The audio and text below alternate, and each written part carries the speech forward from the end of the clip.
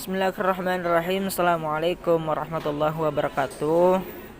Baiklah, kembali lagi dengan saya tentunya Malik, selaku mahasiswa Universitas Tanjung Pura Pontianak dengan prodi Ekonomi Islam angkatan tahun 2019 dengan nomor induk mahasiswa B1061191014. Di kesempatan kali ini saya akan sedikit berbagi ilmu tentang studi di Singapura tentang perbankan syariah. Yang pertama, kita akan membahas tentang budaya perbankan Islam di Singapura. Muslim berbeda dengan non-muslim akan lebih sadar akan budaya perbankan Islam dan sebagai akibatnya lebih menyadari arti dari istilah-istilah fundamental yang digunakan dalam Islam dan perbankan dan keuangan Islam.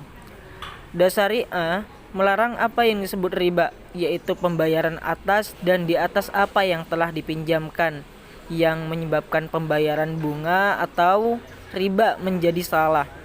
Apa yang syariah tidak dilarang adalah keuntungan yang diperoleh dari aktivitas perdagangan. Alasan dibalik sikap positif ini adalah bahwa ada risiko kerugian yang terlibat dalam aktivitas perdagangan apapun.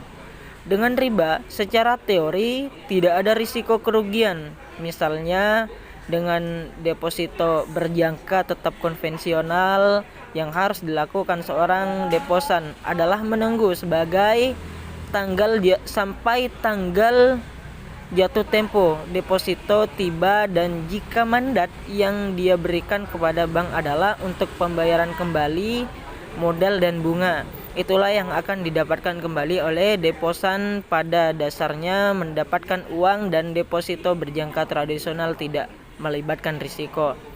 Dan di pembahasan kedua yaitu tentang sikap terhadap perbankan syariah. Ini di Singapura ya, yang menunjukkan bahwa 22,6% Muslim berpendapat bahwa semata-mata alasan agama memotivasi orang untuk menyimpan uang di bank syariah, dan 35,4% non-muslim berpendapat sama. Lebih dari 2/3 responden muslim mengatakan bahwa simpanan akan dilakukan untuk kombinasi alasan agama dan keuntungannya. Sedangkan hanya 37,9% muslim memberikan alasan itu. Terlihat bahwa 79,3% umat Islam menyetujui bahwa dengan memiliki cabang lebih lanjut, ini akan mendorong lebih banyak lagi orang-orang untuk menggunakan layanan bank syariah. Sebaliknya, hanya 37,2% non-muslim yang berpendapat demikian.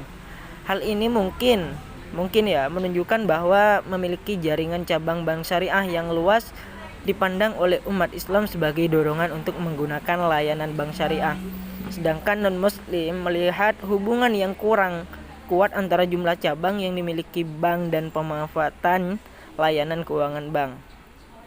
Responden juga harus memenuhi kriteria peneliti bahwa mereka harus memelihara hubungan baik dengan bank konvensional maupun bank syariah, yaitu mereka tidak boleh melakukan hubungan dengan kedua jenis bank tersebut. Maksudnya antara bank konvensional dengan bank syariah itu tidak boleh berhubungan. Dan ada keyakinan bahwa bank syariah itu tidak menawarkan pinjaman bebas bunga yang cukup yang dapat berkontribusi untuk memecahkan masalah masyarakat dengan cara yang adil dan efisien. Penghapusan suku bunga yang telah ditentukan sebelumnya atas pinjaman yang diberikan untuk katakanlah pembangunan perumahan akan menguntungkan peminjam, dan jika responden mendapatkan jumlah uang yang tidak terduga, mereka sebagian besar akan memulai usaha kecil atau proyek atau menempatkan uangnya dalam investasi yang menghasilkan laba. Sedangkan kriterianya adalah yang pertama yaitu penyediaan layanan yang tepat dan efisien, yang kedua reputasi dan citra bank, dan yang ketiga adalah kerahasiaan bank.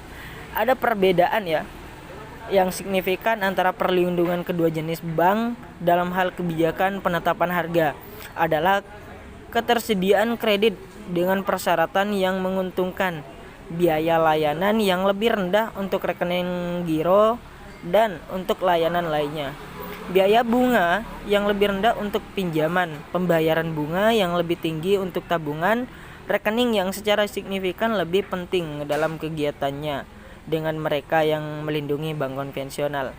Dua kriteria pemilihan bank lain ditemukan juga memiliki perbedaan yang signifikan, yaitu kebutuhan akan berbagai layanan lebih penting bagi mereka yang mendukung bank konvensional dan mereka yang menginginkan layanan konsultasi keuangan disediakan.